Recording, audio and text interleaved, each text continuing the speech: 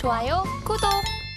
네, 그에 앞서서 이 챗 GPT에게 우선 이런 질문을 해봤습니다. 이 기업 간 인수와 합병이 이뤄지고 난 뒤에 이 기업들의 주가 변동성이 좀 예상되는 상황인데요. 이럴 때 투자 전략을 좀 어떻게 가져가야 되는지 좀 궁금하실 것 같아서 여쭤봤습니다.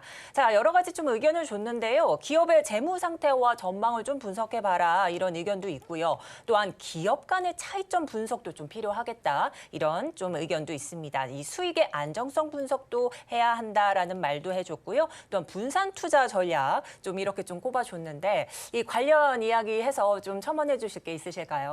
네, 뭐 원체 좋은 내용들 잘 AI가 뽑아낸 것 네. 같습니다. 뭐 M&A 하면서 가장 중요한 거는 이제 인수 기업이나 뭐 이걸 이제 피인수되는 기업이나 뭐 어떻게 시너지 효과를 발휘할 수 있는지를 가장 중요하게 그렇죠. 생각해서 보셔야 네. 되지 않을까 싶고요. 뭐 그런 이제 시너지 효과가 있다라고 하게 되면 네. 두 기업의 인수 합병 이후에 주가는 긍정적으로 반응할 걸로 예상이 되고 있습니다. 네, 그럼 이제 본격적으로 이야기 나눠보도록 하겠습니다. 앞서 챗 GPT에게 질문을 했던 게 바로 이 하나와 대우조선해양의 결합입니다. 이 공정거래위원회가 하나와 대우조선해양 이 결합 건과 관련해서 조건부 승인을 결정했는데요. 저희가 준비한 화면 보시면 이렇게 합병 일지가 쭉 나오게 됩니다. 2008년부터 해서 역사를 좀 거슬러 올라가야 될 것 같은데 최근에 이제 조건부 승인을 공정위가 내렸습니다. 자, 이렇게 되면 이 대우조선해양은 IMF 금융위기 이후에 새 주인을 처음으로 좀 맞이하게 된 22년 만에 좀 성과인데 시장은 이를 두고 단순 결합이 아니라면서 그 이상까지 좀 내다봤는데요. 그 이유가 궁금합니다. 네, 뭐 지금 대우그룹이 이제 해체가 되면서 이제 뭐 나왔다라고 보시면, 그러니까 뭐 회사가 이제 별도 독립됐다라고 보시면 될 것 같고요. 그 이후에 이제 산업은행이 대주주 역할을 하면서 지금까지 운영이 됐습니다. 네. 뭐 화면에서 잠깐 보듯이 네. 중간에 이제 하나가 한번 인수를 한번 시도를 했다가 네. 무산이 됐었던 뭐 전력이 있고요. 이번에 다시 한 2조 원 정도를 투자를 해서 네. 뭐 지분과 그다음에 유상증자를 통해서 대주주로 이제 확정이 되는 그런 내용입니다. 네. 뭐 공정위 결합을 뭐 해외에서도 한 7군데에서 진행을 했고요. 그다음에 국내 공정위 같은 경우도 국내에서 이제 군함 관련된 이제 독과점 문제 때문에 조금 이제 조건부 승인이라는 그런 이제 내용을 갖고 네. 이제 승인이 됐는데 뭐 어차피 그래도 이제 최종적으로는 승인이 됐다라고 보시면 될 것 같습니다. 네. 뭐 이렇게 이제 대우조선해양이 이제 해외로 안 나가고 국내에 기업이 이제 인수를 하면서 일단 국내 조선업에 대한 국제 경쟁력을 유지할 수 있는 그런 이제 기회가 됐다라고 보시면 될 것 같습니다. 네. 최근 이제 조선 관련된 분야에서 중국업체들이 많이 지금 쫓아오고 있는 그런 상황인데요. 뭐 LNG선을 중심으로 해서 고부가가치선 같은 경우는 아직까지 국내 조선사들의 강점을 갖고 있다라고 보시면 되고요.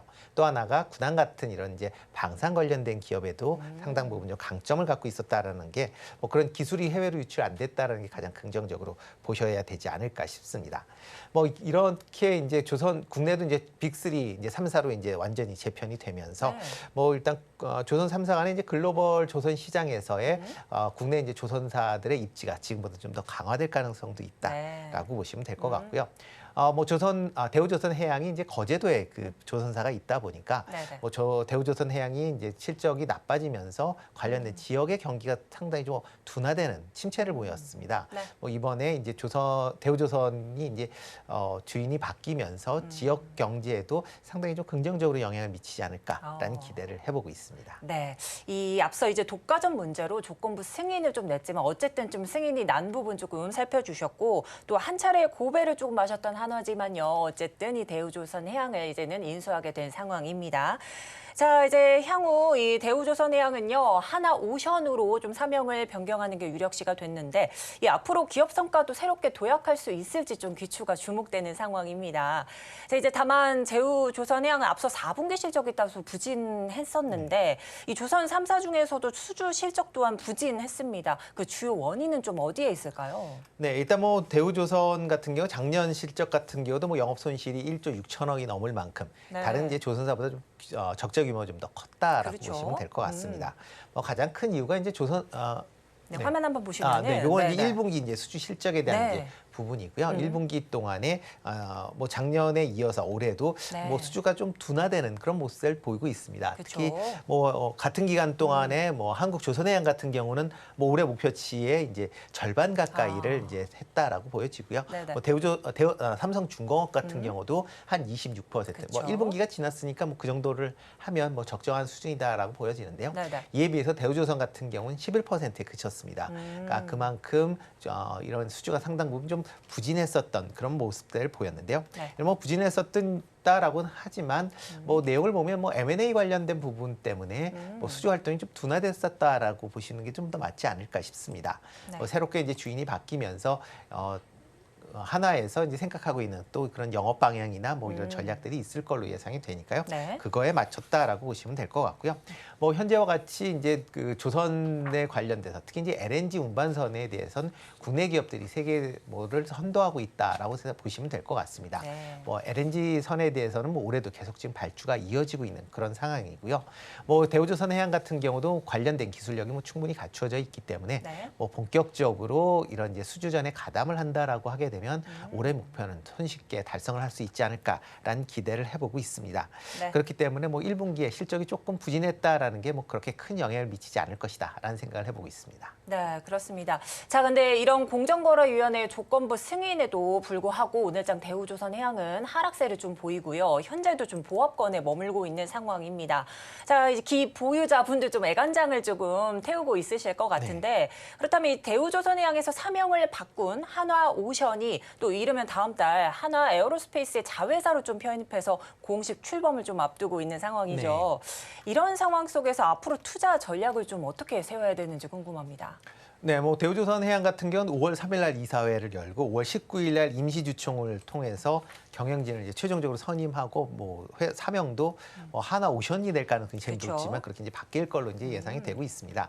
뭐 이렇게 이제 바뀌게 된다라고 하게 되면 좀 새롭게 뭐 출발하지 않을 마음으로 이제 출발을 할 것이다. 그런 기대감이 네, 있죠. 기대감이 있고요. 네. 특히 이제 대주주가 이제 하나 에어로스페이스가 이제 대주주가 됩니다. 네네. 그러면 뭐 하나그룹 자체가 그 대우조선 해양을 인수하는 가장 큰 이유 중에 하나가 이제 방산용 군함을 만든다라는 그런 이제 강점 때문에 인수를 했다라는 게 뭐 많이 알려져 있는 그런 사실이다라고 보여지고요. 이렇게 이제 하나 에어로스페이스를 지금 뭐 한국의 로키드 마틴으로 만들겠다라는 구상을 가질 만큼 하나그룹에서 방산 분야에 집중할 걸로 예상이 되고 있습니다. 뭐 대우조선 해양이 이걸 인수를 한다라고 하게 되면 하나 에어로스페이스 입장에서도 육해공 뭐 다양한 분야의 방산 관련된 그런 이제 무기를 제작을 참여하거나 제작을 하는 그런 상황에 이르게 될 거고요. 그렇죠. 그러다 보면 지금보다는 좀 더 나은 그런 이제 실적도 기대해 볼 수 있지 않을까라는 생각을 해보고 있습니다. 특히 이제 하나그룹 계열사가 전체적으로 뭐 방산과 상당히 좀 밀접하게 관련이 되어 있습니다. 네. 뭐 하나 같은 경우도 뭐 대표적으로 탄약에 들어간 탄약을 만드는 화약을 만든다라고 보시면 될 것 같고요. 네. 그외 뭐 하나 시스템 같은 경우도 뭐 레이더를 비롯한 여러 가지 이제 방산용 이제 전자기기를 만드는 그런 이제 회사다라고 보시면 될 것 같습니다. 네네. 뭐 하나 에어로스페이스는 뭐 말할 것도 없고요. 그러다 네네. 보니까 이런 계열사 간의 협력이 좀 더 이루어진다라고 하게 되면 보다 큰 시너지 효과가 있지 않을까라는 기대를 해보고 있습니다. 네, 하나그룹이 이제 방산그룹에 조금 방산 분야에 좀 집중을 하면서 현재 대우조선 해양 인수로 육해공을 좀 아우를 수 있겠다 이런 말씀을 좀 해주셨습니다. 자, 그런데 대우조선해양 이런 호재 속에서도 하락세를 조금 면치 못합니다. 현재도 보합권에서 좀 지지부진한 모습을 좀 나타내고 있는데요. 향후 주가 흐름은 좀 어떻게 보실까요? 네, 일단 뭐 지지부진했었던 가장 큰 이유는 그동안 이제 그 하나그룹의 인수가 되면서 주가가 좀 올랐습니다. 네. 뭐 작년 12월에 보면 19,000원대였다가 지금 뭐 3만 원 가까이 이제 주가가 올랐기 때문에 뭐 일단 소문에 의해서 주식을 샀다가 이제 뉴스가 발표가 되면서 관련된 이제 일부 매도가 나온 거 아닌가 좀 생각을 해보고 있고요. 네. 뭐 대우조선 해양 같은 경우 올 내내 아마 실적 관점에서 보면 좀 긍정적으로 봐야 되지 않을까. 뭐 아까 수주 관련된 부분도 1분기에 좀 부진했다라고는 하지만 뭐 하반기로 갈수록 수주 양이 좀 더 커질 가능성 충분히 있다라고 생각이 되고 있습니다. 네네. 그렇다 보면 주가도 지금보다는 좀 상승하는 그런 여력은 충분히 있다라고 생각을 하고 있습니다. 이 중에서 탑픽 종목 꼽아주신다면 어떤 게 있을까요? 네, 뭐 그중에서 하나 에어로스페이스 조금 관심 있게 보시는 게 어떨까 네. 싶습니다. 뭐 조선해양 인수와 관련된 부분이 가장 뭐 크게 영향을 미쳤다라고 보시면 될 것 같고요. 특히 이제 방산 관련된 부분으로 상당히 이제 집중화를 하면서 이런 방산 관련 내에 서로의 시너지가 커질 걸로 예상이 되고 있습니다. 또 하나가 이제 우주항공청 관련된 부분입니다. 뭐 하나 에어로스페이스 같은 경우는 뭐 차세대 이제 우주 발사체에 대한 이제 주사업자로 이제 선정이 됐습니다. 네. 그렇기 때문에 뭐 5월달에 이제 누리호 이제 2호가 이제 두 번째 호가 이제 발사가 될 네네. 예정인데요. 그거의 연장선으로 이런 우주항공청 개설과 그다음에 이와 관련된 우주 분야의 투자가 확대가 된다라고 하게 되면 네. 그거에 대한 시너지도 같이 있지 않을까라는 생각을 좀 해보고 있습니다. 네.